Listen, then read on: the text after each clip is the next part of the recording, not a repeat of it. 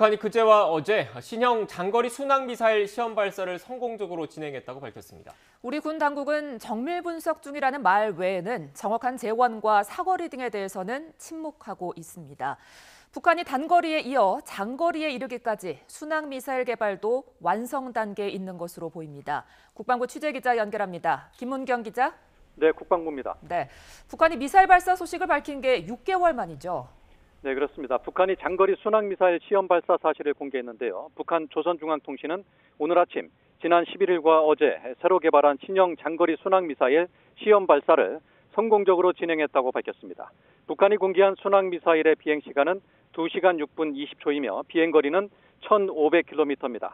북한은 해당 순항미사일이 북한 영토와 영해 상공에 설정된 타원 및 팔자형 비행 궤도를 따라 비행에 표적에 명중했다고 밝혔지만 정확한 발사 장소와 표적 위치는 공개하지 않았습니다.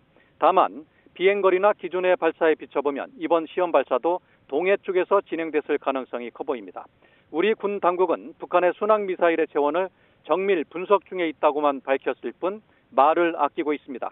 지난해 4월 14일 단거리 순항미사일 발사 때는 즉각 상세한 내용을 발표했는데요. 이번에는 침묵하면서 사전 탐지에 실패한 것 아니냐는 지적도 나옵니다.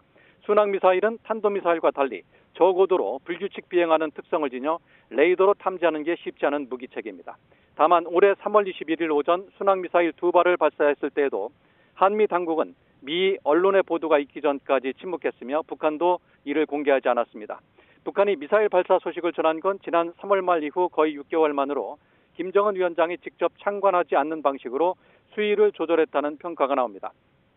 또한 이를 위해 유엔 안보리 결의 위반 대상이 되는 탄도미사일이 아닌 순항미사일을 선택했다는 분석도 제기됩니다. 하지만 북한은 제8차 당대회가 제시한 국방과학발전 및 무기체계 개발 5개년 계획의 중점 목표 달성이라고 밝혀 수위 조절보다는 전략무기 고도화 계획에 따라 시험 발사를 진행하고 있는 것으로 보입니다. 이런 가운데 공교롭게도 오늘부터 내일까지 일본에서는 한미일 북핵 수석대표 회동이 잇따라 열립니다. 대북 인도적 지원 방안과 북한과의 대화 재개 방안 등이 중점 의제로 논의될 것으로 보이는데요. 북한의 이번 미사일 발사가 한미일 회동에 영향을 미칠지 관심입니다. 지금까지 국방부에서 YTN 김문경입니다.